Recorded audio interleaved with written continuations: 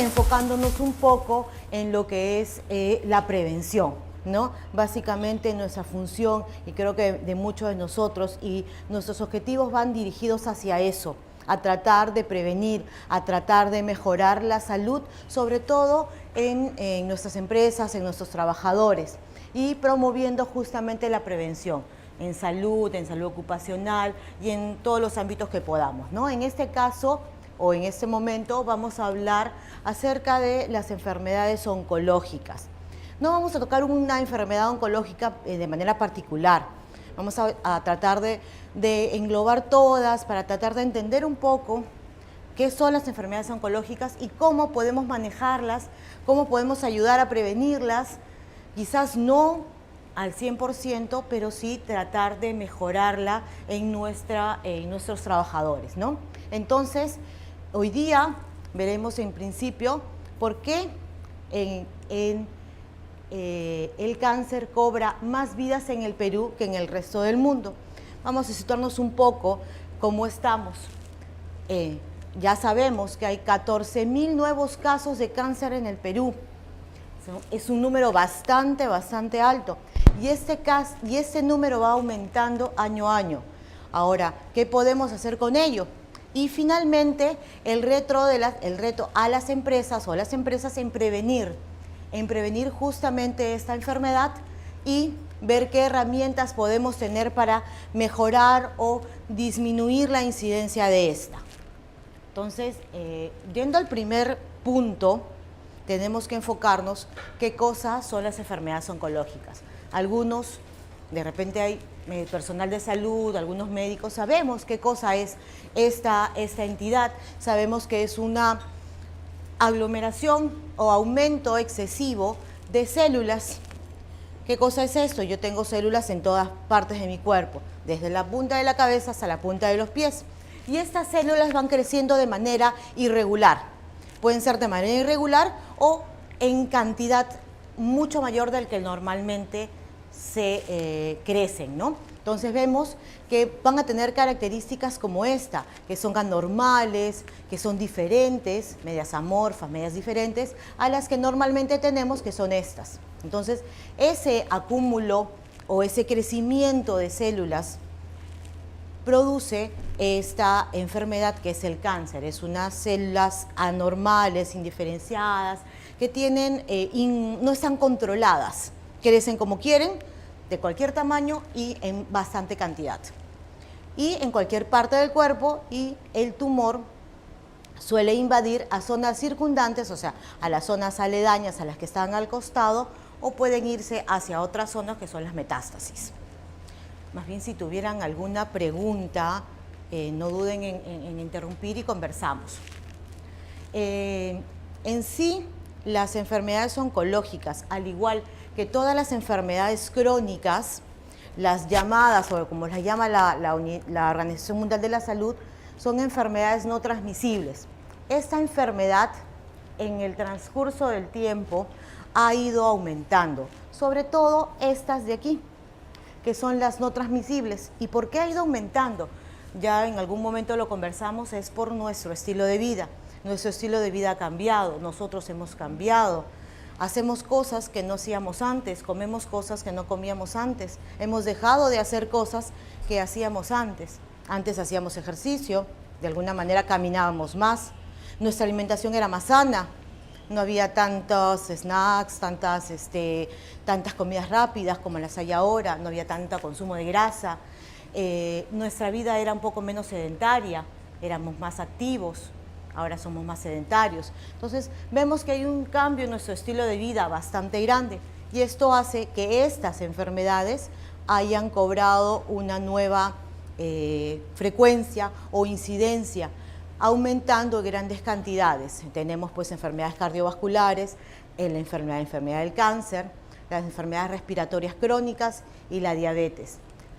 Cosa que de alguna manera han como que hecho que la balanza disminuya hacia el lado de las enfermedades infecciosas.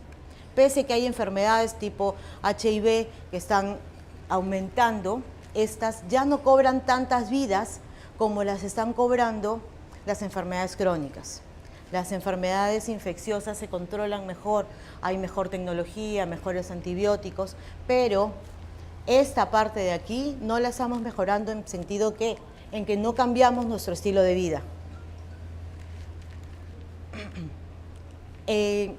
¿Cómo estamos en sí, en el cáncer, en el mundo? Tenemos que el cáncer cobra aproximadamente un 20% de mortalidad en todo el mundo. Este cáncer puede ser cualquier tipo de cáncer, se está contabilizando todos y esto es estadística mundial. Cuando ya nos centramos un poco más en el Perú, es lo que les decía, ¿no? Ya tenemos 14.000 muertes, lo que habíamos conversado anteriormente eran 14.000 nuevos casos, mientras que ya se sabe, esta es fuente de enero del 2015, tenemos ya 14.000 muertes femeninas por cáncer y 12.300 muertes masculinas por la misma enfermedad. Entonces vemos que esta enfermedad sigue aumentando en grandes medidas, ¿no? Ambos sexos casi van a la misma par, ¿ya? Tenemos sí diferencias, pues no entre hombre y mujer, por eso vamos a encontrar también diferentes tipos de cánceres que son más frecuentes en una o en el otro, y esto ha ido aumentando. Ahora, ¿qué tenemos de datos importantes o cosas importantes que tenemos que saber? Lo único de repente malo que se ha encontrado es que la estadística que tenemos a nivel nacional al menos no es buena.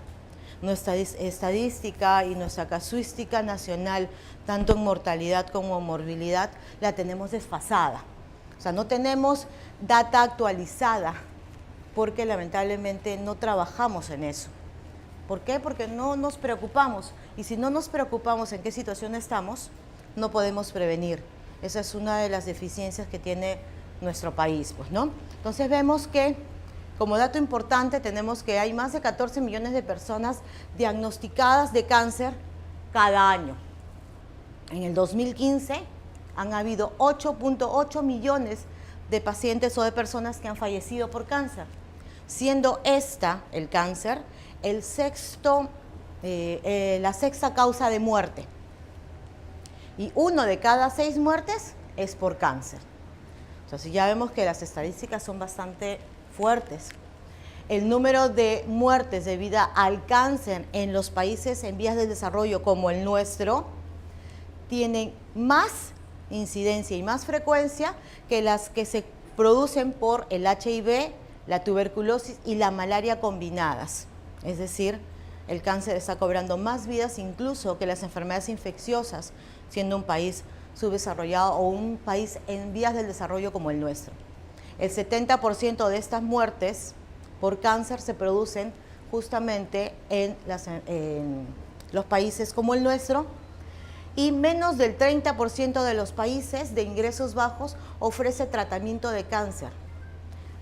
Es decir, nuestro país, no puede dar soporte en cuanto al tratamiento y al seguimiento del cáncer solamente en un 30% e incluso menos, mientras que en los países tipo Estados Unidos, países desarrollados, tienen un índice de ofrecimiento en tratamiento y seguimiento de un 90%. Entonces, definitivamente, nuestro país está, llamemos que, recontra retrasado en el ámbito de salud y en tratamiento. Pese a que hay tratamientos de nueva tecnología, tratamientos nuevos que nosotros tenemos que están llegando y que vienen a nuestro país, pero sin embargo hay esta deficiencia, una, por nuestro factor económico, y dos, por la inadecuado manejo de las políticas nacionales, pues, ¿no? Las políticas de salud muchas veces no están bien manejadas en nuestro país y tenemos justamente este tipo de resultados en nosotros, ¿no? Y hacen que tengamos menos acceso a la salud, menos acceso a tener vida o calidad de vida. Entonces, tenemos que ver cómo manejar eso. A veces esto es, como les decía, con respecto a país. Nosotros quizás podemos desde nuestro punto y desde nuestro lugar comenzar a ayudar para que esto comience a cambiar. Nosotros sabemos que el cáncer tiene bastante incidencia, pero hay 5 principales cánceres, tanto en hombres como en mujeres, cada uno con sus características por las diferencias anatómicas.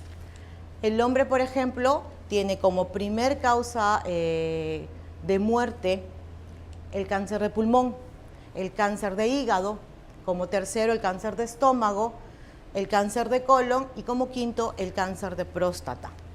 Y en mujeres vemos el cáncer de mama, el cáncer de pulmón, en segundo lugar, en tercer lugar el cáncer de colon, en cuarto lugar el cáncer de cervix o de cuello uterino y en quinto lugar el cáncer de estómago. Si bien es cierto, entre ambos sexos tenemos cáncer similares, el cáncer de pulmón, el cáncer de colon, pero sí tenemos 2 grandes diferencias, ¿no? O una básicamente con el hombre, que es la de próstata, y en la mujer en lo que es cáncer de mama y cáncer de cuello uterino. ¿Y por qué les hago hincapié en estas 3 patologías o en estos 3 tipos de cánceres? Porque son 3 tipos de cánceres bastante frecuentes y en los cuales podemos tener algún control. ¿Por qué? Porque de alguna manera los podemos diagnosticar a tiempo o quizás tratar de hacer un chequeo en el cual podamos detectar estas en estadios más tempranos. Y eso es una de las cosas más importantes. Por eso, ¿qué cosa podemos hacer nosotros en nuestro país? Es comenzar a buscar la forma de llegar a un diagnóstico temprano, ¿ya? Pero ¿cómo llegamos a un diagnóstico temprano? Muchos de nosotros no hacemos ya de repente labor asistencial, en el caso de médicos, en el caso de alguna asistente social o alguna otra profesión, no vemos directamente a paciente, pero sí podemos hacer gestión en ello y lo vamos a mencionar posteriormente, cómo podemos ayudar a nuestros trabajadores a hacer justamente un diagnóstico temprano. Ahora, es importante también que nosotros, como personas que dirigimos algunas empresas o algún área de nuestra empresa, tengamos conocimiento para que podamos comenzar a repartir ese conocimiento entre las personas que tenemos a cargo o alrededor nuestro. Entonces es importante saber cómo tenemos o cómo hacemos un control integral del cáncer y cómo lo hacemos o cómo se hace. El control integral del cáncer se hace en base a la persona, ¿ya? En la persona lo que tiene es básicamente, tenemos como que 6 áreas en las cuales podemos ir trabajando, en unas más que en otras, ¿no? Tenemos, por ejemplo, el screening, lo que es el diagnóstico temprano, lo que es el tratamiento paliativo, los cuidados paliativos, la calidad de vida o sobrevivencia y la prevención. Entonces, si nosotros nos damos cuenta, podemos quizás trabajar sobre todo en estas 2, que es la prevención y en el screening. Sobre todo incentivando, si no somos los médicos, incentivando a que puedan hacerse los exámenes, algunos análisis o algunos exámenes, viendo cuáles son los antecedentes, porque sabemos que el cáncer tiene mucho componente genético. Entonces, si yo tengo antecedentes, por ejemplo, de cáncer de mama, entonces yo tengo que tener algunos cuidados mayores que quizás una persona que no tiene antecedentes de cáncer de mama. Y por eso es importante poder saber en qué situación estamos, qué personal tenemos, qué personas tenemos alrededor para poder ayudarlas a ver cómo pueden detectar esto a tiempo. Si bien es cierto, yo no voy a evitar el cáncer de mama, pero sí puedo detectarlo en sus etapas tempranas. Por ende, el tratamiento es mucho más sencillo, es mucho más rápido, la posibilidad de curación es mucho mayor y la sobrevida es también mucho mayor. Por ende, ya hablando un poco en paralelo, el gasto de esa enfermedad también es mucho menor. Entonces, ya tengo 2 cosas que me pueden ayudar si yo tengo un diagnóstico temprano, si hago bien estas dos áreas. que es la prevención y que es el screening. Ahora, en cuanto a prevención y screening, ¿ya? La prevención en realidad es una estrategia de salud pública, la cual nos ayuda mucho en la parte, como les decía en algún momento, hace un momento, es más rentable el control de la enfermedad que tener la enfermedad, en el caso económico, ¿no? Tengo que la prevención, la prevención por sí sola no es suficiente, pero sí ayuda a que la situación mejore. Hay millones de personas que van a seguir desarrollando las enfermedades, ¿ya? No las vamos a poder evitar en algunos casos, pero como les decía, sí las vamos a poder detectar a tiempo. Y yo creo que esa es una de las cosas principales. Hay que prevenir para poder vivir. Y finalmente hay que evitar, o mejor dicho, hay que tratar de encontrar estas enfermedades lo más tempranamente posible. Sé que no se puede hacer esto en todos los cánceres. Uno de los ejemplos claros es el cáncer de páncreas. Muchas veces el cáncer de páncreas no lo voy a detectar a tiempo, ya se detecta cuando es estadio 4, cuando ya no se puede hacer mucho por el paciente. Pero, gracias a Dios, la incidencia de cáncer de páncreas no es tan alto como otros cánceres que sí los tenemos fácilmente de diagnosticar. Un cáncer de mama es fácilmente diagnosticable, un cáncer de próstata también, un cáncer de cuello uterino también. Entonces, si yo puedo trabajar en 3, 4 o 5 enfermedades o 5 diagnósticos, estoy cubriendo una gran cantidad de cánceres solamente con 5. Mama, próstata, cuello uterino, pulmón y estómago. Entonces, estoy cubriendo una gran cantidad de patologías oncológicas simplemente teniendo prevención en estas. Ahora, si no llego teniendo una prevención, teniendo un screening, voy a llegar a esto, a un diagnóstico temprano. Por ende, el tratamiento también va a ser mucho más sencillo. Entonces, la estrategia de prevención generalmente no es a toda la población, pero sí podemos buscar un grupo que pueda tener incidencia de estas. Es decir, personas que tienen más factores de riesgo, que los vamos a mencionar posteriormente. Entonces, si yo encuentro factores de riesgo en una persona, yo puedo hacer que esta persona se controle, sin ir muy lejos. A veces nosotros estamos, a mí me ha pasado en algunos casos, sé que tengo una compañera o una colega que tiene antecedentes, mamá, hermanas, con cáncer de mama. Entonces, la persona tiene que tener un hábito en lo que es cuidado de sí misma. Por ejemplo, tiene que hacerse su autoexamen de mama. La mejor manera de poder detectar si alguien tiene alguna tumoración o no es tú misma. Si tú te miras al espejo todos los días para arreglarte, peinarte, te miras al espejo y vas a detectar cuando hay un granito, cuando hay una manchita que normalmente no la tenías. ¿Y por qué te das cuenta? Porque te ves todos los días en el espejo. Te das cuenta cómo eres y finalmente cuando vas a ver alguna cosa diferente te vas a dar cuenta. Lo mismo debe suceder con la mama. Nosotros debemos hacer nuestro autoexamen de mama con cierta frecuencia, de repente una vez al mes, una vez cada 2 meses, y vamos a poder identificar la estructura y las características que tiene nuestra mama. Y con eso podríamos detectar si es que existen otras,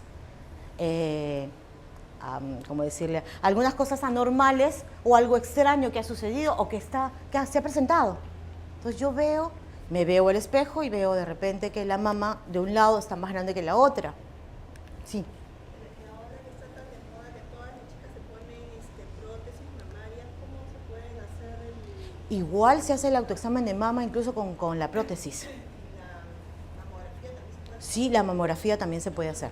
Se hace la mamografía, se hace ecografía o se hace resonancia, dependiendo del tipo de paciente. Pero sí se puede hacer un autoexamen de mama en una paciente que tiene prótesis. Lo que pasa es que de la misma manera la persona conoce su cuerpo. conocer su cuerpo, va a saber que tiene una prótesis delante y las estructuras aledañas pueden tener alguna característica diferente. Incluso las pacientes con prótesis de mama pueden tener cáncer de mama, sin mayor, o sea, no hay diferencia estadística entre que la tenga o no la tenga. Entonces sí la puede presentar, pero sí es necesario hacer su autoexamen de mama. Ahora, si de repente, si también sucede, es una prótesis muy grande, ¿ya? Lo que va a hacer es tapar el tejido mamario y en ese caso ya tiene que utilizar otras estrategias de prevención o esas estrategias de screening. Podría ser una ecografía, podría ser la mamografía o en suma cuenta, si es muy grande, puede usar una resonancia. Entonces, sí tenemos alternativas para poder buscar en ese tipo de pacientes. Ahora, si es una paciente que tiene una prótesis, yo tengo que saber su antecedentes familiares, si ha tenido, si la mama de repente es muy grumosa o tiene alguna otra patología mamaria que no sea netamente cáncer, también hay que estar monitorizando. Como les digo, con el autoexamen de mama, si no tengo antecedentes, si tengo antecedentes, de repente el autoexamen de mama y una mamografía cada 2 años, no es frecuente en las menores de 40 años que sea cada año, pero sí puede ser cada 2 años, sobre todo las pacientes que tienen antecedentes familiares. Entonces, como les decía, básicamente el tema viene justamente a tratar de hacer el diagnóstico temprano. Si yo tengo o puedo hacer un diagnóstico lo más tempranamente posible, puedo tener un tratamiento bastante eficaz. Entonces, como decía, detectar el cáncer en sus primeras etapas, tratamiento es generalmente más eficaz, menos complejo y menos costoso. Entonces, nosotros tenemos que basarnos en esto, en el tiempo, evitar que las enfermedades se detecten cuando ya están en su sintomatología clara, ¿no? Ahora, ya pasando cuando no se hace un diagnóstico temprano, ya tenemos la otra contraparte, que es ver lo que es la calidad de vida o el tratamiento paliativo y la calidad de vida. Entonces, en estos casos, básicamente se concentra en lo que es el manejo del dolor y es el manejo de que la enfermedad no siga avanzando o trate de no seguir avanzando. Lamentablemente, a veces con la tecnología nueva incluso no podemos detener el cáncer y esta sigue avanzando y sigue cobrando vidas, pero sí podemos hacer algo por ese paciente, que es básicamente manejo del dolor, lo cual ya en muchos países ya es obligatorio y se ha instaurado legalmente. La supervivencia también es otro punto importante. Ahora, la sobrevida puede ser en 2 partes. Una, la sobrevida de un paciente oncológico que todavía la tiene, que es lo que yo busco, es calidad de vida. Para eso hago tratamiento paliativo. Y lo otro es un paciente que tiene cáncer o ha tenido cáncer y lo que voy a buscar es que la enfermedad o el tratamiento no me dé complicaciones o consecuencias. Por ejemplo, el cáncer de cuello uterino. El cáncer de cuello uterino muchas veces lo que se hace es irradiar. Uno detecta, hace una conización en algunos casos, y lo otro es colocar un aparato que emite radiación. Y esa radiación, ya que es la radioterapia, lo que hace es dañar el colon y puede producir daño en el colon o incluso daño en la vejiga. Y va a tener una consecuencia, que es una inflamación de estas dos, o puede ser de ambas o de una de ellas, produciendo algunas alteraciones, por ejemplo, diarreas crónicas. En el caso de problemas de vejiga, puede producir inflamación que va a producir sangrado con la orina bastante frecuente. Entonces, ¿eso qué cosa es? Es consecuencia y complicación del tratamiento oncológico. El tratamiento oncológico me llevó o a una toxicidad, en el caso de la medicación, o a una consecuencia física, que es en el caso de las radioterapias. Entonces, la sobrevida en el paciente que ha sido tratado oncológica o por un problema oncológico tenemos que tratar de evitar justamente esas consecuencias. Gracias a Dios la tecnología ha mejorado mucho. Ya no se hace la radioterapia de manera tangencial, o sea, hacia abajo, sino se introduce un aparatito que lo que hace es irradiar la zona básicamente del cáncer. Existen ahora terapias monoclonales, no sé si la habrán escuchado, son tratamientos que ya van dirigidos, son como los misiles teledirigidos que se usan en la guerra, van hacia el punto, acá también. Obviamente y lamentablemente toda medicación tiene su contraindicación y sus complicaciones o sus consecuencias, ¿no? Tiene efectos secundarios y también estos lo tienen, ¿no? Pero la tecnología sí ha avanzado tanto que nos está ayudando a que estos pacientes no tengan tantas complicaciones y sobre todo no tengan las consecuencias del cáncer después de haber curado el cáncer. Entonces, básicamente los cuidados paliativos están en aliviar cuando ya no se puede curar, pues, ¿no? Entonces, si tenemos como que varias herramientas, y hemos visto, o varias etapas en las cuales podemos intervenir. Quizás nosotros directamente no podemos intervenir en las 4 últimas, pero sí en las 2 primeras. ¿Y por qué es importante en las 2 primeras? ¿Por qué? Porque el screening y lo que es la prevención generalmente se da en pacientes o en personas que no tienen síntomas. Entonces yo puedo detectar un cáncer precozmente, puedo detectar un cáncer cuando recién lo tengo, o de repente en sus primeras etapas, o de repente ni siquiera se ha declarado en lo absoluto, y lo que puedo es tener una sobrevida mucho mejor.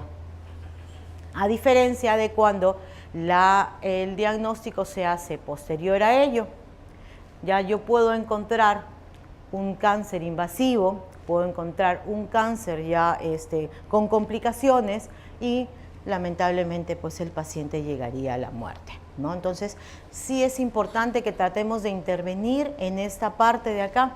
Cuando vimos la primera lámina vimos cómo las células eran normales y esas células normales pueden llegar a hacerse anormales y estas anormalidades producir pues el cáncer. Entonces, ¿qué hacer? Primero, identificar la enfermedad lo antes posible e identificar el vínculo con el diagnóstico y el tratamiento sin demora. ¿Para qué? Para que cuando ésta se identifique podamos mejorar lo que ya hemos venido conversando, la sobrevida del paciente y la calidad del paciente, y la calidad de vida sobre todo. Entonces,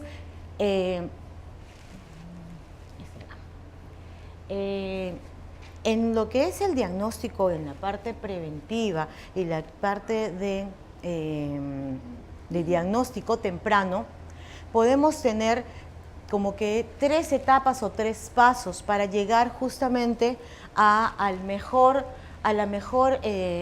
diagnóstico, ¿ya? Primero tenemos que tener conciencia de los síntomas del cáncer y el acceso a la atención, es decir, pero, o sea, yo no soy médico para saber qué síntomas tengo, pero sí puedo tener al menos de las 5 o 6 tipos de cánceres que son los más frecuentes. Si yo puedo identificar uno de estos síntomas, lo que va a hacer es que yo vaya hacia un lugar donde tenga atención. Pero si yo no conozco tampoco el acceso o los accesos a atención que tengo, voy a tener más demora. No es lo mismo irme, en el caso de la población de repente socioeconómica más baja, irme a la posta y esperar 1, 2, 3 o 5 meses que irme de repente a un hospital donde yo ya puedo tener un diagnóstico más precoz. Entonces debemos tratar de buscar de repente las zonas o las atenciones más especializadas en cuanto podamos, si es que detectamos algún tipo de estos síntomas que son característicos de algunos cánceres. Si yo tengo un tumor y detecto un tumor en la mama, no voy a pretender ir de repente inicialmente a la posta. Si no, me voy de frente o trato de buscar al especialista para que pueda darme el acceso. Sí. Pregunta. Antes, o en algunos seguros, teníamos la prueba de CA, ¿no? O sea, el sangre como para ver si había células. Células cancerígenas, ya. ¿Eso no debería ser un estándar? Ya, a ver, ¿qué pasa? Justamente en ese estudio que estuvimos revisando, que es todo lo que es el programa de detección temprana de cáncer, ¿ya? Sí se habla un poco de los marcadores. Se habla que son los que básicamente me pregunta, pero los marcadores tumorales tienden mucho a tener falsos positivos. Es decir, incluso ahorita el PSA es un marcador tumoral para cáncer de próstata, ¿ya? Es el gold estándar y la mayoría lo utiliza para ver si el paciente tiene o no cáncer de próstata. Se está diciendo mucho ahorita que ya se está como que descontinuando o se están evaluando bien. ¿Por qué? Porque no te da el diagnóstico preciso y estos marcadores tumorales justamente no dan diagnóstico. Lo que hacen los marcadores tumorales básicamente nos ayudan a hacer seguimiento de enfermedad. Es decir, el paciente tiene cáncer, yo le saco una primera prueba de marcador tumoral y lo voy a sacar a los 2 o 3 meses después del tratamiento para ver si el tratamiento que yo le estoy instaurando al paciente está siendo efectivo o no. Ahora, yo puedo encontrar, por ejemplo, marcadores tumorales en pacientes con HIV y no tienen cáncer. Puedo encontrar marcadores tumorales en pacientes con lupus y no es cáncer. Pacientes con artritis reumatoidea y no es cáncer. Entonces, existe muchos falsos positivos. Por eso no se puede utilizar como screening y como que los haces a la población total. Una, te crea alarma. Y dos, es un gasto bastante alto que muchas veces no te va a detectar justamente las enfermedades, los cánceres más frecuentes. O sea, si bien es cierto, sí me va a poder de repente avisar de un cáncer de páncreas, pero el cáncer de páncreas no es tan frecuente. Entonces, si yo quiero hacer un screening y busco una prueba que me ayude para todos, por ejemplo, una mamografía, por ejemplo, una radiografía de tórax, por ejemplo, un examen de sangre, un hemograma,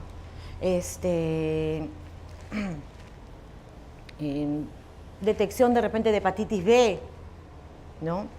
El Papa Nicolau. Entonces, son algunos exámenes que me pueden dar un screening de las personas y esos exámenes, muchos de esos están justamente en los programas preventivos.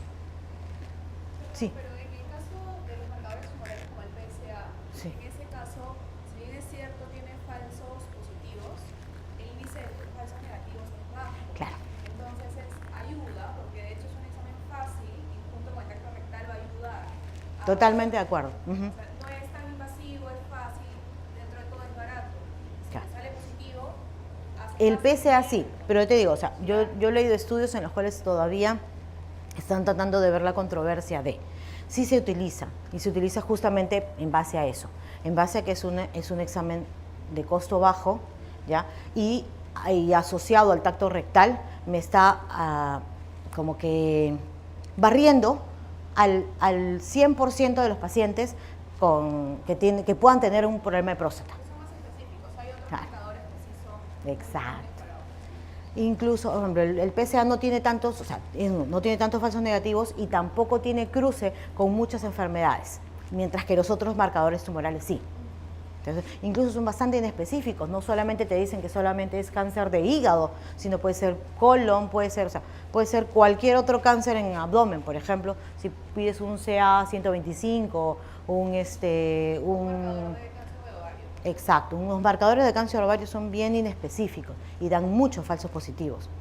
Entonces, si bien es cierto, nos puede ayudar, pero no van a poder formar parte de un screening, salvo el PSA, que sí ya está, de alguna manera, sí se utiliza en los screenings y en todo lo que son los chequeos preventivos. ¿Ya? Como les digo, hay que tomar conciencia, y para tomar conciencia tenemos que saber qué cosa es y dónde estamos, ¿no? Entonces, ¿cuál es el problema de muchos de nuestro país? Básicamente es el pobre conocimiento en salud que tenemos, el estigma del cáncer también que tenemos. Muchas personas lo que hacemos o lo que dicen es: yo no me voy a sacar los exámenes porque tengo miedo que me salga cáncer. Entonces, sigo alargando el examen o el chequeo. ¿Por qué? Porque no quiero que mi doctora me diga que tengo un tumor en la mama. No quiero que mi doctor me diga que puedo tener un cáncer de cuello uterino. Entonces, lo que hacemos es, por nuestra idiosincrasia, lo que hacemos es alargamos nuestro chequeo o nuestra atención, porque tenemos justamente miedo que nos digan que tenemos algo malo. Y bueno, pues también hay acceso limitado en atención o en la atención primaria. No tenemos acceso a los centros de salud especializados. Y no solamente es que no tengamos acceso, sino que tenemos tan pocos. Por ejemplo, en el Perú solo tenemos en Lima como instituto especializado el INEM. No hay más. Ahora, si bien es cierto, los médicos del INEM están distribuidos en varios hospitales, están distribuidos en varias clínicas, sí es cierto, pero cuando no tenemos un poder adquisitivo mayor y no tenemos un seguro particular, normalmente lo que tenemos que acceder es a lo que tenemos en el Estado. El INEM y algunas clínicas, algunos hospitales tipo el Hospital Loaiza, o sea, algunos hospitales sí dan soporte, pero como instituto solo tenemos el INEM, pues, ¿no? Que es el de mayor envergadura, el que tiene más experiencia, el que tiene más tecnología. Y esa es una limitante para justamente nuestros problemas oncológicos. En segundo paso, lo que tenemos es evaluación clínica y diagnóstico para poder concentrarnos en el diagnóstico y en el estadiaje. Entonces, aquí ya tenemos una exactitud diagnóstica y vemos justamente las pruebas para ver tratamiento, ¿no? O sea, vemos el estadiaje, vemos el paciente cómo está, para luego instalar un tratamiento. Entonces, este es nuestro segundo paso. En este segundo paso quizás nosotros no podemos intervenir mucho, salvo cuando ya tengamos el caso en sí, ¿no? Si somos de repente personas que trabajan con recursos humanos o están dentro de una gerencia de recursos humanos, sí poder ayudar en la gestión en un paciente que ya tiene un cáncer es bastante importante, no solamente por el seguimiento que le podemos dar, ni el apoyo que le podemos dar moralmente hablando, sino en la instrucción que le podemos dar. ¿Ya? Entonces, sí es importante que tratemos de orientarlos, ¿ya? En cuanto de repente a la alimentación, de repente los cuidados primarios, cuidados que nosotros podamos saber, ¿ya? Pero la limitante, igual, en nuestro país sigue siendo el diagnóstico impreciso, porque tenemos económicamente no estamos tan bien y por ende no tenemos acceso a toda la tecnología y hay demoras muchas veces en los diagnósticos. Lamentablemente tenemos una infraestructura tipo e-salud en la cual voy a sacar una cita el día de hoy con un especialista oncológico y no lo voy a tener de aquí 2 meses, 3 meses o 6 meses para poder acceder recién al diagnóstico preciso en cuanto a lo que es salud, ¿no? Entonces sí hay demoras. ¿Ha mejorado el sistema de salud? Sí ha mejorado, pero no ha mejorado tanto como para dar soporte a todo nuestro país. Entonces, en ese sentido es que justamente se crean otras instituciones tipo tipo los seguros, para no solo dar como seguro particular, sino también los seguros de ley, que está la EPS. Y ahorita que es el PEAS, ¿no? Entonces, Esto hace que de alguna manera nuestro problema de salud que tenemos con e-salud se lo estamos trasladando pues ya a la parte particular, solo que ya con un costo adicional, ¿no? Entonces sigue siendo igual un problema, porque no todos tienen acceso a este diagnóstico por falta de recursos económicos, ¿no? Entonces, como les digo, hay inaccesibilidad a los diagnósticos y a las pruebas diagnósticas, por ende no hay un buen estadiaje. Y finalmente, teniendo esto, y el paciente en algunos casos ya llegó a un estadio mayor, tener acceso al tratamiento, sobre todo para aliviar el dolor, ¿no? Entonces, en estos casos, aquí básicamente es la calidad de vida que se le da al paciente o la calidad básicamente de vida y atención, ¿no? Entonces, aquí también tenemos un serio problema en nuestro país. ¿Por qué? Porque no hay aspectos, no hay financiamiento, hay problemas geográficos, tenemos barreras logísticas, tenemos barreras socioculturales, o sea, en realidad nuestro país como país sí nos puede producir mucho problema en cuanto a estos dos pasos de las enfermedades oncológicas, ¿no? Sí tratamos o se trata de incidir mucho en este primer paso, pero todavía nuestro país está todavía en pañales en esto, pues, ¿no? Entonces, ¿qué podemos hacer? ¿Qué hacemos nosotros? ¿Qué herramienta tenemos nosotros? Primero, prevención. Segundo, evitar factores de riesgo. ¿Y por qué prevención? Mira, entre el 30 y 40% de los cánceres se pueden evitar. En el 2012, el 25% de los nuevos casos se debe a infecciones causantes, por ejemplo, cáncer de cuello uterino y hepatitis B. O sea, tenemos que el 25% de estos casos los podemos evitar si tenemos un control de estos dos virus, del papilomavirus y de la hepatitis B. Y tenemos que la vacunación puede prevenir 1.1 millones de casos de cánceres al año. Entonces, sí podemos prevenir, no curar, no vamos a incidir en el 100% de los cánceres, pero sí podemos tener un buen número de cánceres en los cuales podemos intervenir. Entonces, hagamos prevención y evitemos factores de riesgo, como cuáles o qué cosa podemos hacer. Tener programas preventivos. A veces un programa preventivo en nuestra institución puede ser sencillo de hacer, ¿ya? La cosa sí es tratar de armarlo bien. La vez pasada estábamos justamente conversando con nuestro equipo en March y decíamos, ¿por qué no ver el tema del cáncer de mama? El cáncer de mama en las mujeres es uno de los cánceres más frecuentes, ¿ya? Es tan frecuente pero incluso lo podemos manejar y lo podemos detectar. Si yo hago una simple encuesta y encuentro pacientes o personas que tienen antecedentes genéticos, ¿ya?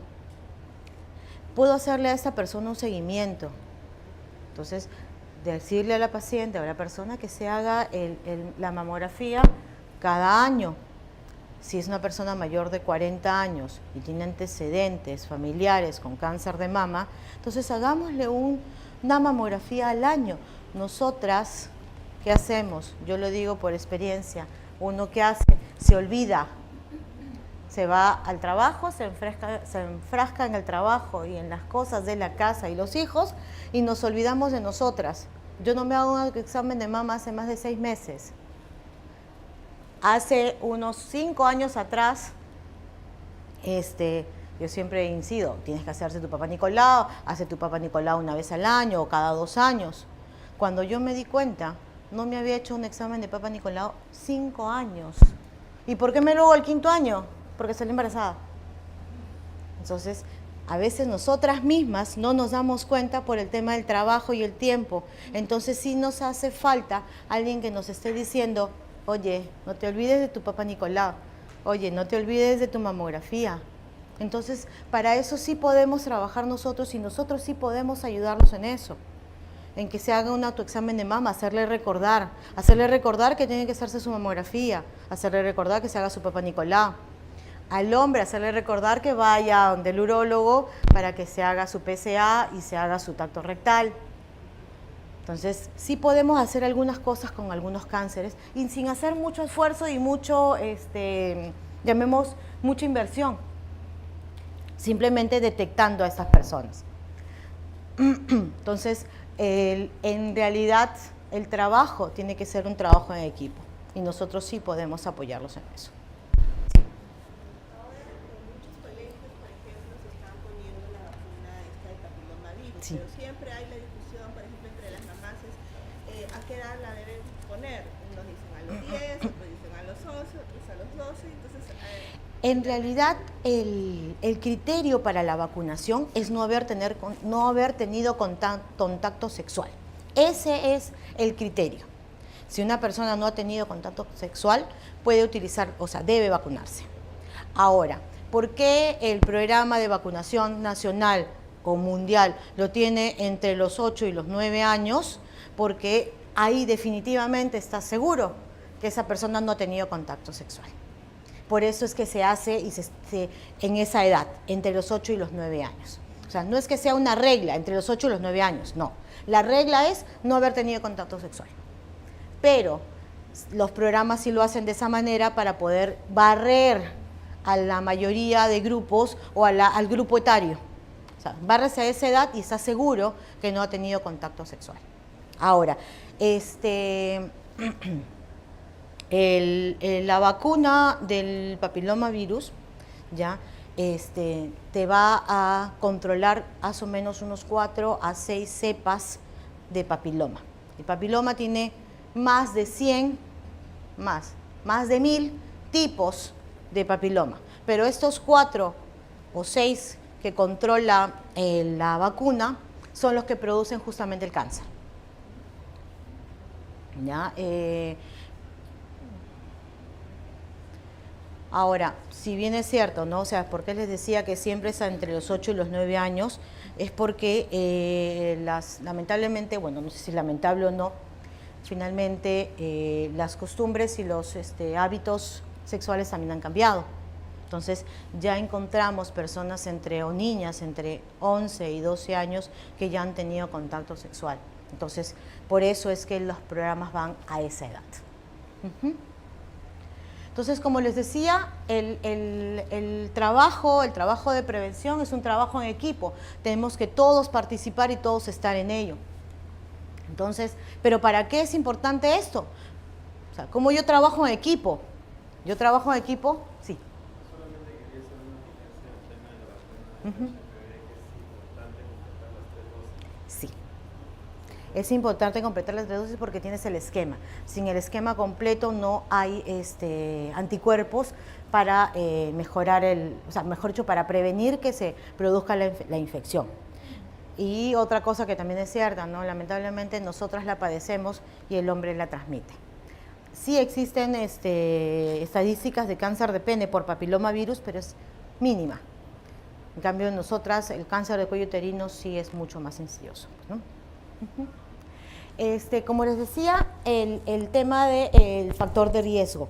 Entonces, nosotros tenemos que conocer cuáles son los factores de riesgo, o cuáles son las conductas o cosas que tenemos a nuestro alrededor que nos pueden llevar a producir cáncer. Ojo, esto no es una fórmula matemática, ¿no? O sea, tengo luz solar, tengo exposición, me va a dar cáncer. Esto es estadístico, esto es frecuencia, pero lo que hace es aumentar los factores de riesgo para que yo tenga más posibilidades a hacer cáncer. Bueno, uno siempre lo dice, y dentro de la lista, bueno, no está acá creo, sí está, es el tabaco. La mayoría van a escuchar y lo van a escuchar frecuentemente. El paciente te dice, pero si yo fumo 50 años de mi vida y yo no tengo ni tos. Es cierto, puede ser que no tenga ni tos, porque simplemente él no tiene la predisposición para poder hacer algún problema pulmonar, tipo fibrosis, tipo, no sé, pues tipo cáncer de pulmón. Pero ojo, a él no solo se hace daño a la persona que fuma, sino a la persona que está a su alrededor. Porque el fumador pasivo también tiene ese riesgo. Entonces, ¿qué sucede? Yo he tenido y he visto, digamos, yo creo que algunos que son médicos también pueden corroborar lo que estoy diciendo. El paciente o la persona no tiene, mejor dicho, la persona que es fumadora a veces no tiene problemas oncológicos o problemas pulmonares, mientras que la pareja o la esposa sí. Yo he visto pacientes con cáncer de pulmón que nunca en su vida han probado un cigarro, pero el esposo fumaba como chino en quiebra. Se fumaba una cajetilla diaria, entonces obviamente ella recibía todo el humo que el esposo le pasaba. Él no hace el cáncer, pero ella sí. Entonces, hay cosas que tenemos que tener en cuenta, ¿no? Entonces, sí es importante conocer los factores de riesgo para justamente tratar de evitarlos. Ya las leyes nos han ayudado un poco, ¿no? Ya no es que uno entra a la discoteca, ya no te encuentras el humo, ya no vas a la oficina y el del costado está fumando. Entonces, sí las leyes nos están ayudando un poco a disminuir los factores de riesgo, pero también depende un poco también de nosotros cómo lo tratemos de difundir entre las personas que tenemos alrededor, ¿no? Entonces, no solamente es el cigarro, sino tenemos varios factores de riesgo. El alcohol, la dieta, la edad, bueno, la edad no la podemos evitar. Gérmenes infecciosos, hormonas, la inflamación crónica, la inmunosupresión, la luz solar, la obesidad, la radiación, las sustancias, ya sabemos, hay sustancias a las que podemos estar expuestos que nos pueden producir cáncer, y el tabaco, pues, ¿no? Estas son las principales, y como les digo, hay cosas que no se pueden evitar. Lamentablemente la edad no la podemos detener. Como quisiera yo poder detener la edad, pero no se puede. Entonces, ¿qué podemos hacer? Prevenir.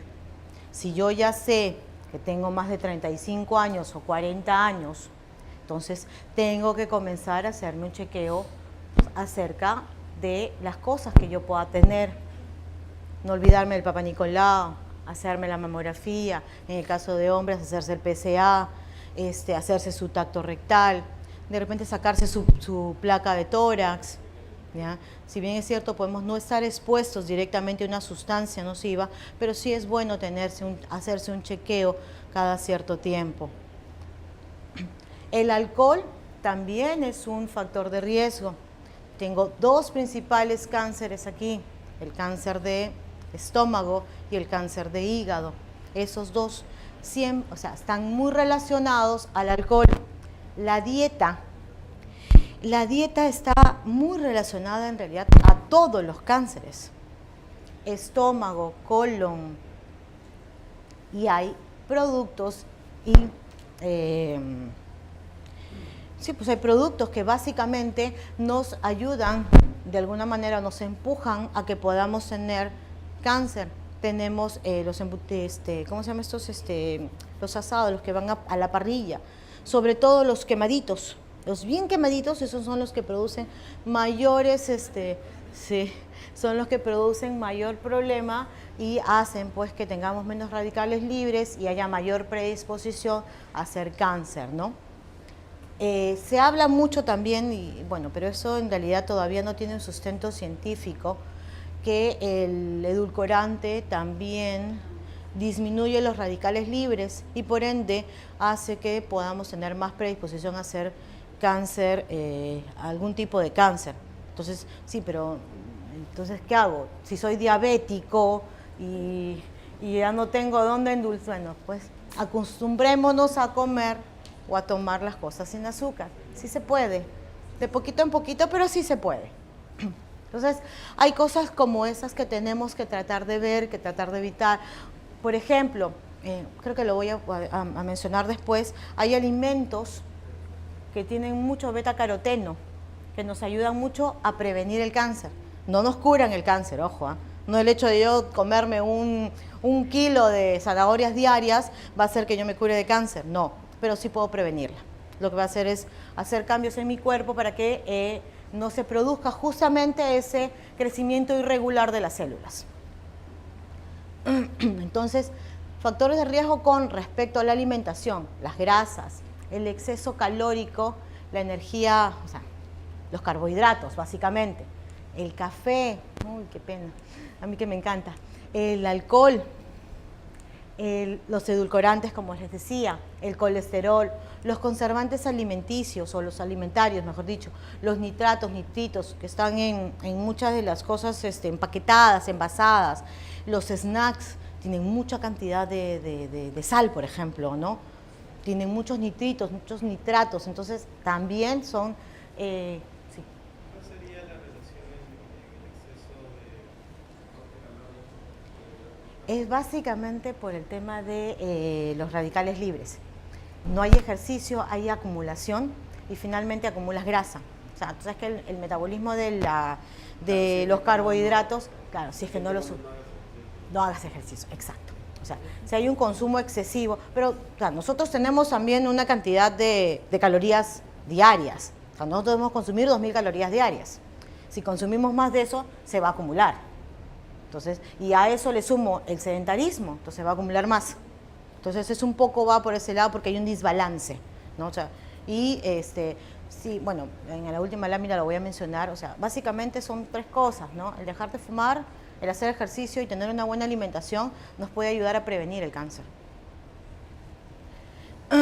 Y bueno, los ahumados, pues, ¿no? Que tienen esos excesos de calores porque pasan por unos procesos químicos bastante fuertes justamente para darle ese sabor rico. Entonces también produce, pues, hace que tengamos mayor predisposición a hacer cáncer. Los gérmenes infecciosos, que ya los conocemos en algunos casos, el papilomavirus a la cabeza, el hepatitis B, que produce cáncer hepático, igual que la hepatitis C. El VIH, ya se ha detectado y se ha visto que el VIH va a hacer que la persona tenga mayores predisposiciones a hacer varios tipos de cánceres. Linfomas sobre todo. Entonces, el paciente pueden ser linfomas o linfomas incluso tumores, básicamente en algunos órganos. Muy frecuente se ha encontrado en pacientes con HIV el linfoma o el tumor de ano. Es bastante frecuente en ellos. ¿Y por qué? Porque tienen la asociación de estas dos, el virus del HIV y el papilomavirus. Y el papilomavirus ya sabemos que tiene mucho factor, o sea, es un factor de riesgo para hacer cáncer. En nosotras es el principal para cáncer de cuello uterino, ¿no? Tenemos que el reemplazo hormonal también puede predisponer a hacer cáncer. No dice, como le digo, esto no es una fórmula matemática, yo recibo hormonas, me va a dar cáncer. No. Si yo tengo predisposición genética, tengo familiares con antecedentes de cáncer de mama, evito la terapia hormonal, porque puede sí desencadenarme o hacerme desarrollar un cáncer de mama, ¿no? Enfermedades, inflamaciones crónicas, sobre todo las orales. ¿Ya? Hemos visto que hay inflamaciones crónicas, por ejemplo, cuando uno se muerde, no tanto como se muerde, pero sí he visto sobre todo en lesiones orales, porque lo que hacemos mucho es que la lengua va hacia la lesión. Entonces seguimos inflamando la zona y hace que tengamos más predisposición a hacer cáncer, ¿no? La inmunosupresión va bajo el mismo contexto que el virus del HIV. Hay inmunosupresiones que son propias o genéticas o congénitas, que también tienen predisposición porque tienen más exposición a algunos virus. La luz solar, principalmente cáncer de piel, pero dentro de todo, el cáncer de piel creo que es uno de los cánceres más buenos que existen en la Tierra, dentro de todos los cánceres. ¿Y por qué? Porque lo detecto, le corto alrededor, se extrae todo bien el tumor y se deja un margen de, llamemos un margen de piel sana, ¿ya? Y voy a erradicar el cáncer de piel. Lo único que sí, tengo mayor predisposición a hacer otra lesión similar, por ende, no me debo exponer a la luz solar. Y si lo hago, debo utilizar protector solar. Ahora, la tendencia está a utilizar siempre el protector solar, sobre todo las personas que, incluso de día, o sea, mejor dicho, cuando no hay sol. No dicen, no, pero no hay sol, ¿por qué me voy a poner protector solar? No, es una protección justamente porque la luz ultravioleta es la que está penetrando y está pasando a la piel y la que nos está produciendo pues justamente estas alteraciones y llevándonos al cáncer de piel. La radiación, bueno, sí, ya es ampliamente conocida. La obesidad, en el tema de lo que les decía, el tema de las grasas, que puede hacer que tengamos más acúmulo de menor cantidad de radicales libres. Y los radicales libres son los que nos ayudan justamente a prevenirnos de esas alteraciones en el crecimiento. Entonces, tenemos incluso también sustancias que también nos pueden producir cáncer, ya conocidas, ¿no? El alquitrán, el albesto, el carbón, el humo, bueno, del tabaco, el hollín, el polvo de madera. Cuando hay una exposición prolongada, una exposición grande, entonces sí puede haber predisposición a ello. Ya lo tenemos, sabemos que el cáncer de pulmón muchas veces se desencadena cuando tenemos algún problema pulmonar, en el caso de los problemas, los pacientes ocupacionales, ¿no? Ahora, hablemos de otro protagonista en este tema de la prevención, o otro protagonista en lo que es el riesgo al cáncer. Yo no sé si bien es cierto, yo en algún momento también fumé, pero a veces mi hijo me dice, yo no entiendo, mamá, si el cigarro sabes que te mata, ¿por qué la gente fuma? Y yo también me hago la misma pregunta. La vez pasada hago una revisión justamente de lo que contiene el cigarro y vemos que tiene 4.000 sustancias diferentes, de las cuales el 98% de las sustancias es nociva, o sea, nos hace daño. Entonces, no solo es la nicotina, tenemos amonio, cacao, azúcar, regaliz, chocolate, papel, menta, de todo tiene. Y se consume bastante. Ahora, ¿qué pasa? El tabaquismo ocasiona el 22% de muertes por cáncer. O sea, tenemos que el 22% de muertes se producen por cáncer producido por el tabaco. Entonces, si nosotros quitamos este factor de riesgo, estaríamos quitando un gran porcentaje de pacientes con cáncer. Claro, hay cosas que no podemos sacar, como les decía, la edad, el factor genético, pero hay cosas que sí podemos quitar. El cigarro es una de las cosas más nocivas y más dañinas que existe sobre la Tierra. Sabemos que produce problemas pulmonares, laringe, riñón, estómago, páncreas, boca, lengua, útero, laringe. Entonces, vemos que el porcentaje de este tipo de cánceres, por ejemplo, 30% me produce enfermedades coronarias, en un 30%, en un 85% un enfisema pulmonar, en un 30% cáncer de páncreas, 30% en cáncer de vejiga, 50% en cáncer de boca, 70% en cáncer de laringe, 90% en caso de cáncer de pulmón y 50% en el caso de cáncer de estómago. Entonces, si vemos que la mayoría, ya el cigarro puede producir o produce o causa de cáncer en estos porcentajes que son bastante altos. O sea, no es nada despreciable este factor de riesgo. Entonces, tenemos que considerarlo como parte de nuestra prevención. El comer fibra, vitaminas, vitamina A, C, E, selenio, vitamina D, zinc, niacina, ácido fólico, todos estos hacen que podamos prevenir el cáncer. Es decir, los frutos rojos, todo lo que tenga rojito tiene mucho radical libre. El tomate, el brócoli, son ¿cómo se llama? Alimentos que nos ayudan a prevenir justamente el cáncer. El kion también tiene mucho radical libre, sí, pero yo la vez pasada tomé una limonada con kion y me pareció buenísima. No se siente ni siquiera el sabor del kion. Entonces dicen, no, el kion pica, es feo, ¿no? Yo lo he comido, ¿no? Pero de verdad que lo probé ahí y de verdad que es bien... Bueno, ya ves. Bueno, pero sí, pues sí, sí es cierto.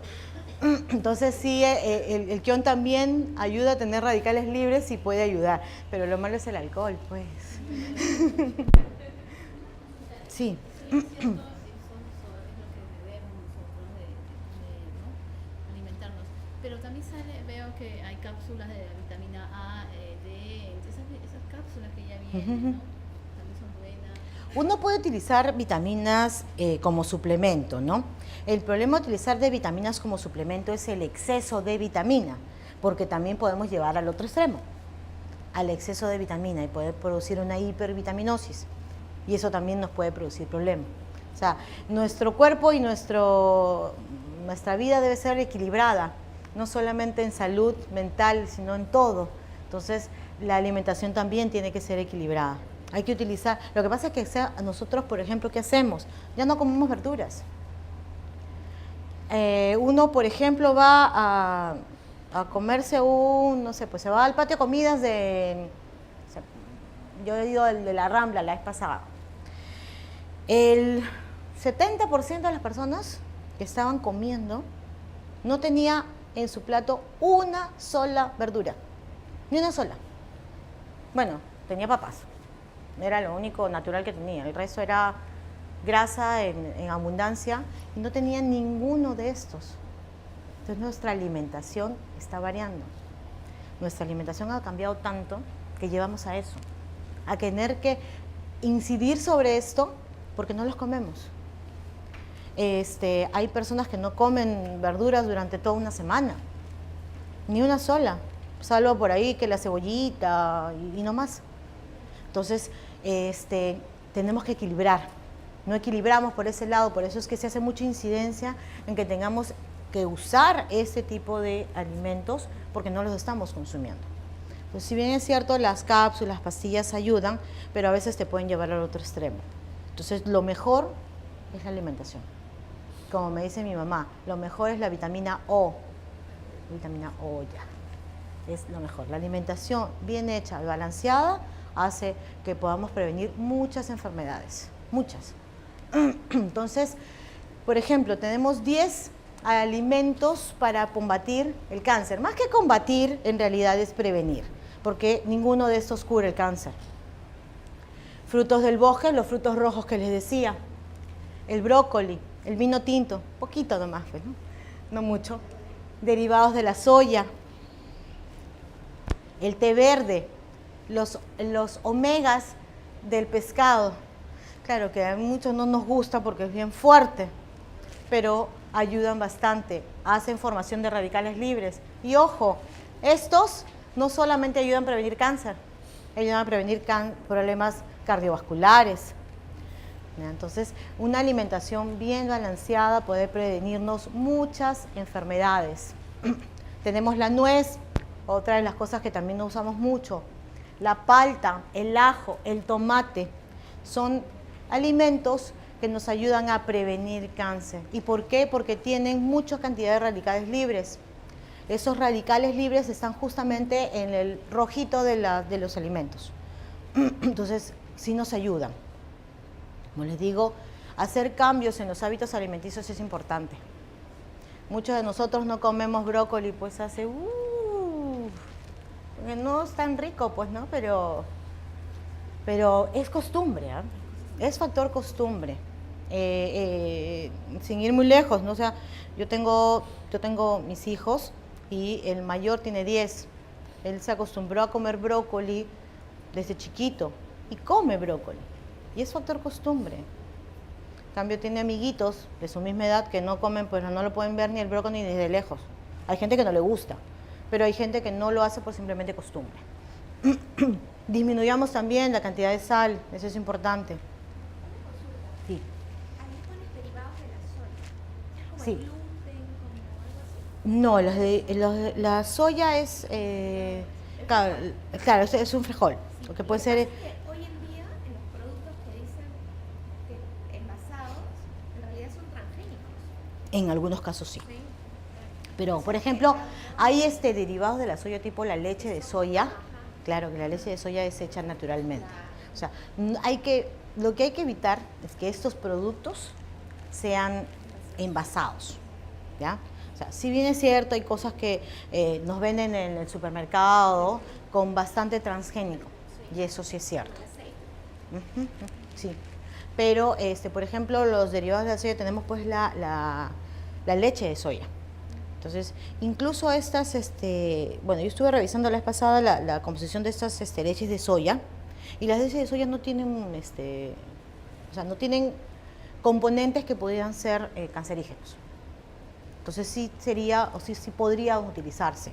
Entonces, si bien es cierto, no utilizar estos productos que vienen ya envasados y empaquetados, que tienen un proceso químico muy grande, no, pero sí tratar de que sean lo más natural posible. Entonces, sí, los productos naturales sí nos llevan justamente a prevenir el cáncer, pues, ¿no? Y si te das cuenta, hay varias vegetales, pues, ¿no? Y los vegetales son muy importantes en la alimentación. Ahora, más del 40% de los cánceres son evitables. ¿Y cómo evito el 40%? Estamos hablando poquito menos de la mitad de los casos de cáncer. Solamente y simplemente dejando de fumar, con una alimentación saludable y haciendo ejercicio. Entonces, si nos damos cuenta, tenemos que hacer un cambio en nuestro estilo de vida. No cambiamos nuestra vida. A veces nosotros decimos, no, pero yo no tengo tiempo. Entre mis hijos, yo tengo 3, el trabajo, la casa, los amigos, ya no tengo tiempo para hacer ejercicio. Mentira, sí se puede. Sí se puede, porque yo hago ejercicio 30 minutos a 45 minutos 3 veces por semana. Y cuando estoy de vacaciones voy todos los días. Entonces sí se puede si es que uno quiere. La alimentación también se puede variar si es que uno quiere. ¿Ya? Uno dice, no, pero comer verduras todos los días, comer tomates todos los días, no nos gusta mucho, ¿no? Porque es lo mismo. Pero hay alimentos y combinación de alimentos. Yo siempre digo, ¿no? La nutricionista es una experta en hacer eso. Entonces yo a mi nutricionista le hago amén, porque de verdad que ella, cada vez que me tiene en sus manos, me hace bajar de peso. Me hace bajar de peso, comer sano y sin aburrirme, que es lo principal. Entonces yo creo que sí es importante que tengamos eso. Veamos, conversémoslo con nutricionistas especializadas para que de repente ustedes puedan ayudar a tener una combinación adicional dentro de los comedores que tienen en sus empresas, para que puedan combinar muchas de estas cosas y hacer que la gente coma saludable. Porque la mayoría, incluso acá, en March, nosotros tenemos un concesionario en el segundo piso que no es de nuestra empresa, pero sí su ensalada o su menú light es 4 verduras con un pedazo de pollo o un pedazo de carne, que de verdad que si tú lo ves todos los días te vas a aburrir. No te va a dar ganas de comértelo. Entonces sí es importante que hagamos ese mix, ¿no? Hagamos incluso se han propuesto en algunos casos concursos de dietas, no hechas por la nutricionista, hechas por el mismo trabajador. Se hace un concurso de dieta. ¿Quién hace la dieta más saludable y que no sea tan aburrida? Podemos promover ese tipo de cosas dentro de nuestras empresas. ¿Para qué? Para que podamos comer saludable. Y ellos mismos se van a dar cuenta que qué cosas hacemos que no nos aburrimos. O sea, podemos comer, no sé, un zapallito italiano en alguna forma diferente. Una berenjena, ¿ah? ¿Cómo se llama? Un balde de Kentucky, ¿no? No. O sea, es malo. Pero en realidad sí, pues, o sea, podemos hacer ese tipo de cosas y darles algún incentivo a esa persona. Lo que pasa es que muchos de nosotros no sabemos qué comer porque no sabemos cómo comer. O sea, vemos lo mismo y decimos, no como eso, qué aburrido. O sea, es aburrido, sí, voy a comer lo mismo. O sea, 4 lechugas metidas en un plato con un filete de pollo que ni siquiera tiene color. Entonces, ¿a quién le da ganas, no? Pero combinemos, hay un montón de verduras que pueden combinarse, no solamente son lechugas, verduras, está el tomate, está el brócoli, está el pepino, hay algunas que incluso tienen colores, o sea, la zanahoria es una verdura, la zanahoria cruda es buenísima, entonces es cuestión de costumbre y es cuestión de manejarlo, ¿no? Entonces, ¿cómo hacemos también gestión, aparte de la alimentación, aparte del ejercicio, aparte de incentivar a las personas que no fumen? Podemos hacer gestión en cuanto a ver, teniendo una cultura primero de prevención. Tenemos que saber que el prevenir las enfermedades es mejor que curarlas. Y tenemos que incentivarles y pasarse la información a las demás personas. Entonces, tenemos que contar también, o podemos contar en algunos casos, con un programa oncológico, ¿ya? Si bien es cierto, tenemos el soporte oncológico en salud, como les decía, el acceso es difícil. Tenemos el soporte oncológico en el Estado, que también no nos da lo suficiente. También tenemos un soporte oncológico, no sé si la mayoría lo tenga o no, en la EPS. Dentro de la EPS tenemos una cobertura oncológica. Entonces, sí tenemos que ponernos en la cabeza de que el cáncer lamentablemente es una enfermedad cara. Si no la detecto a tiempo, no solamente me cobra muertes, sino me cobra mucho dinero. Muchas personas que tienen familiares con problemas oncológicos han tenido que hipotecar su casa para poder buscar un tratamiento adecuado o en busca del tratamiento adecuado.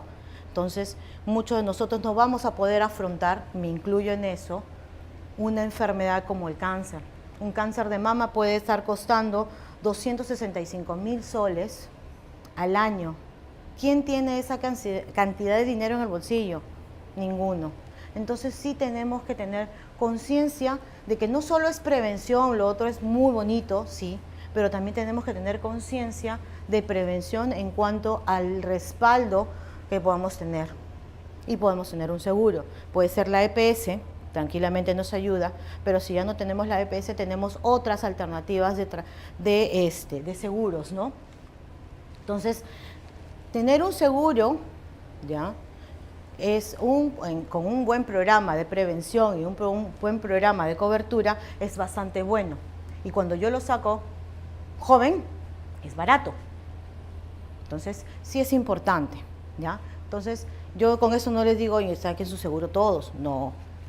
Ya tienen la mayoría a través de la EPS. La EPS tiene una cobertura oncológica bastante buena. Es al 100% en algunas clínicas no, dependiendo del plan que tengan. La cobertura oncológica tiene cobertura de incluso la última tecnología. Lo que no tiene cobertura es al tratamiento experimental. Entonces, pero ya tengo una cobertura y tengo un respaldo. Puedo tener otros respaldos en cuanto a otros seguros oncológicos integrales que los tienen principalmente estas tres casas o entidades, RIMAC, Oncosalud y Pacífico. ¿Ya? Entonces, sí es importante que tengamos ese respaldo, como les digo, no es fácil afrontar económicamente hablando un tema oncológico. Ahora, gracias a Dios también algunas de estos seguros también han mejorado, no solamente en tratamiento, sino en soporte, dan soporte psicológico, dan ayuda en cuanto a lo que es el manejo de por ejemplo, pelucas, hacen descuentos y hay gente especializada justamente en lo que es el tema oncológico. Nutricionistas que son especializadas en el tema oncológico y terapia física también especializada en esto, ¿no? Entonces, sí podemos buscar alternativas como esta para darnos y ayudarnos y hacer gestión dentro incluso de sus empresas. Muchas veces nosotros peleamos por la siniestralidad de la EPS, porque al año siguiente me van a subir la prima al doble, al triple, porque el año pasado tuve mucho consumo. A veces vemos dentro de la estadística de siniestralidad que una de las principales enfermedades y que es la más costosa es el cáncer. Entonces, podemos de repente sacar, en algunos casos, los problemas oncológicos hacia uno de estos planes oncológicos generales. Nosotros hemos visto en varias empresas que lo hacen así, manejan su EPS y manejan un oncológico particular. Como son masivos, en grandes cantidades o en varios grupos, el seguro debe ser un poco más barato incluso. Entonces sí es una forma en la cual podamos tener el respaldo si es que nos suceda en algún momento, pues, ¿no? Entonces sí es importante que tengamos en mente cómo escoger un seguro, ¿ya? O sea, no digamos, ya viene, no sé, pues, la chica alta, rubia, de buen cuerpo, de Rimac, a venderme, porque ahora vienen colombianas, a ofrecerme mi plan oncológico, sé dónde está, a ofrecerme un plan oncológico, ¿ya? Y de repente me está vendiendo gato por liebre, o de repente viene la señorita inteligente, intelectual de Pacífico, o de Oncosalud, que me viene a ofrecer otra cosa. Entonces la ideal es que cada uno evalúe bajo sus circunstancias y bajo sus posibilidades un seguro oncológico o cualquier seguro. Entonces sí es importante tener estos 5 tips para escoger un seguro. Primero, ¿cuánto dura el periodo de carencia? ¿Ya? Entonces tengo que tener en cuenta, ¿por qué? Porque hay seguros que tienen periodo de carencia de 1 año. Es decir, yo pago 1 año y después de los 12 meses, recién al 13º mes puedo atenderme. No tiene mucho sentido tener un seguro así. Hay otros que son a los 3 meses, que son la mayoría. La mayoría de seguros oncológicos va a los 3 meses, ¿no? Lo otro que es importante es ver cuál es la política que tienen frente a las preexistencias. Y esto es un tema muy, muy importante. Si yo tengo ya un problema oncológico, ¿ya? Y por ejemplo, estoy migrando a otra empresa, tengo que estar segura de que la otra empresa me va a cubrir mi problema oncológico, ¿ya? En el caso de la persona que ya tenga una EPS, la EPS tiene continuidad, gracias a Dios, ya la ley ha salido y eso nos ayuda mucho, pero a veces nos quedamos sin trabajo. Entonces sí tenemos que ver la política que tienen de preexistencias para ver si escogemos o no ese seguro, porque no vaya a ser que estemos pagando y en el momento que lo necesitemos no lo podamos utilizar, ¿ya? En la mayoría de casos, los seguros oncológicos, si has tenido ya un tema oncológico previo, por lo general no te acepta dentro del seguro. Y lo que hace es rechazarte la póliza, ¿no? Pero si yo ya tengo un seguro, sea particular o sea EPS, antes, y voy a sacar un seguro individual, sí me tiene que aceptar la aseguradora, porque ya está normado por ley. Entonces, esas cosas sí las tenemos que tener en cuenta para que no nos timen, porque a veces las aseguradoras obviamente no van a querer una persona que ya ha tenido cáncer, porque saben que va a costar. Y la aseguradora es un negocio, queramos o no queramos, es un negocio. Entonces, ellos van a recibir un paciente y quieren recibir pacientes sanos. Por eso es que el seguro oncológico en niños es baratísimo. Mientras vas avanzando la edad, va costando más. ¿Y es por qué? Porque el riesgo aumenta. Entonces, ellos no compran riesgo, ellos compran pacientes sanos. Entonces, sí tenemos que ver el tema de las preexistencias. Tercero, ver dónde me puedo atender. No solamente puede ser nacional, sino puede ser en el extranjero. Incluso existen pólizas oncológicas que te ofrecen clínicas que no tienen soporte oncológico. Entonces no tiene sentido escoger un seguro como este. Pero sí existen otras que incluso te dan soporte para que se vayan al extranjero, pero también tienen un costo adicional. Pero hay que tenerlo en cuenta para poder escoger bien y hacer un mix de las cosas en las cuales tengamos. Nuestro tema económico nos ayuda y el seguro me da soporte, entonces sí puedo obtener ese seguro o esa póliza, ¿no? ¿Qué tipo de medicamentos se exceden o qué tipo de medicamentos son los que ofrecen? Antes existía una póliza en la cual solamente quimioterapia y radioterapia. Y ahora último, en los últimos 5 o 6 años tenemos ya la terapia monoclonal. La terapia monoclonal es una terapia nueva, de nueva tecnología. Entonces, estos seguros, algunos no los cubrían. Entonces, tenemos que tener en cuenta eso. Y quinto, ver qué cosa no me cubre mi seguro. Ver la letra, como le dicen, la letra chiquita, que son las exclusiones. Sí es importante que revisemos las exclusiones. En algunos casos no las vamos a entender porque son muy técnicas, ¿ya? Pero sí es importante que las revisamos para ver qué seguro podemos tener, ¿no? Entonces, No solamente la prevención va sobre el tema de cambios ambientales, cambios de hábito, cambios alimenticios, hacer ejercicio, sino también quizás tener un respaldo que nos ayude. Muchas de estas pólizas oncológicas, cuando son empresariales, uno sale de la empresa y se lleva su póliza oncológica y puede seguirla utilizando y seguirla pagando. Obviamente las tarifas cambian, pero ya es mía y la puedo llevar a donde yo quiera. Entonces sí es importante que tengamos ese respaldo para tener todos los frentes bien cubiertos. ¿Ya? No sé, pues evitemos el cigarro, hagamos más ejercicio, comamos mejor. Entonces yo creo que sí es importante, ¿no? No sé si tuvieran alguna pregunta, algún comentario. Sí. Recién hemos renovado la póliza y hemos justamente con nuestra sociedad Bars y RPS estamos fomentando mucho la prevención. Entonces estamos diseñando ya un programa de prevención, pero con mucha potencia. O sea, llegar incluso a los familiares, que también es donde más se afecta, ¿no? Puede llegar al trabajador, pero creo que da mucho valor a la familia también. Esa es una cosa muy importante, porque muchas veces el trabajador, si bien es cierto es quien toma la decisión, ¿ya? Los cambios de hábito y los cambios alimenticios van desde casa, ¿ya? Por ejemplo, desde la lonchera que te manda la esposa. Entonces, ¿qué hacemos? Yo he visto, pues, ¿no? Loncheras llenas de carbohidratos, arroz, papa, menestra, todo junto. Entonces, sí tenemos que incidir sobre el familiar, ¿no? A veces es un poco difícil la llegada hacia ellos porque no tenemos acceso, pero sí es importante. Y yo creo que más importante incluso es hacer que los hábitos alimenticios o los hábitos de manera general se fomenten en los niños, en los hijos de los trabajadores.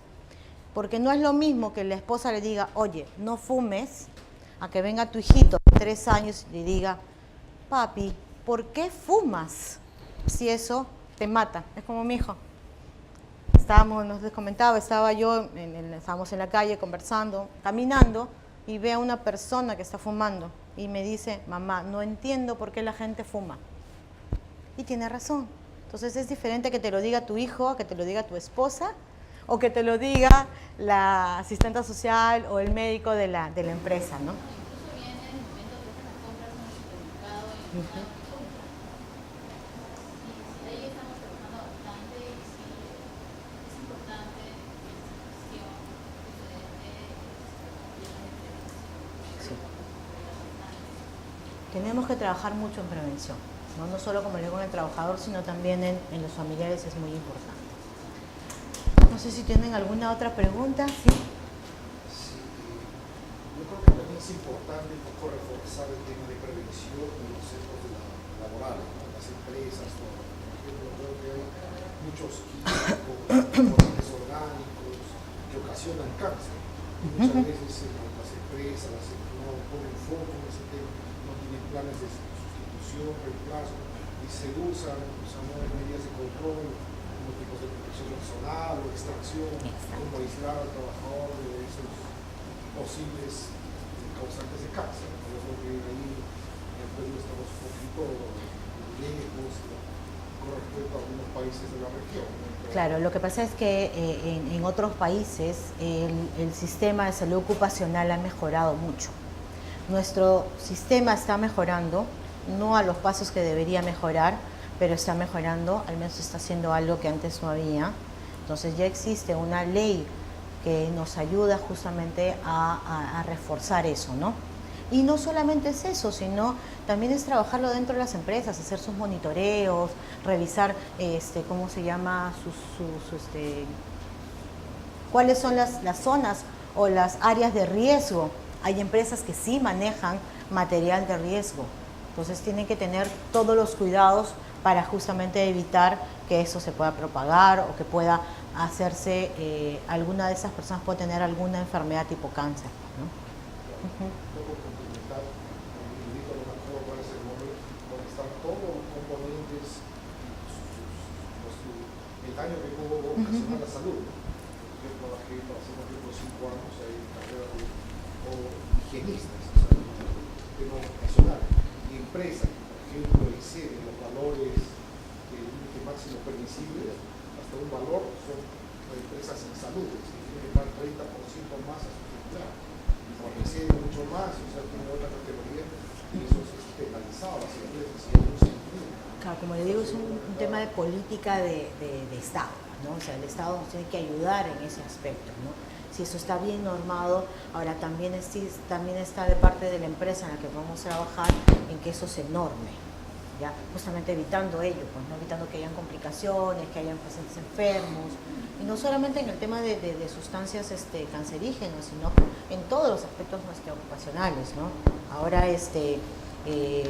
no solo las enfermedades ocupacionales, sino también los accidentes que puedan suceder, y hay que justamente tener la cultura de prevención, evitar el riesgo. Por eso tenemos que hacer gestión de riesgo. Evaluemos cada una de nuestras empresas, cada uno de los lugares donde trabajamos, cuáles son los riesgos que tenemos. Hay empresas que tienen más riesgo a una cosa, más riesgo a otra, dependiendo el rubro o el giro que tenga la empresa. Entonces sí tenemos que tener eso en mente, y eso lo vamos a trabajar nosotros desde ya. Hagamos nuestro diagnóstico situacional, veamos qué cosa tenemos dentro de nuestra empresa para ver cómo podemos trabajar y mejorar la salud de nuestros trabajadores, pues, ¿no? No sé si tuvieran alguna otra pregunta, algún otro comentario. No, ok. Muchísimas gracias.